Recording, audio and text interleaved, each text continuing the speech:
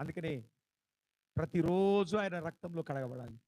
ప్రతిరోజు ఆయన రక్తాన్ని ఒప్పుకోవాలి.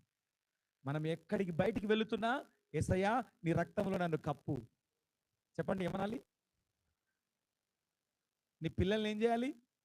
యేసు రక్తంలో కప్పాలి. నీ ప్రయాణాన్ని ఏం చేయాలి? నీ కుటుంబాన్ని ఏం చేయాలి? ప్రతిరోజు రాత్రి పడుకునే ముందు ఏం చేయాలి? యేసయ్యా నీ రక్తంతో నా గృహాన్ని కప్పండి.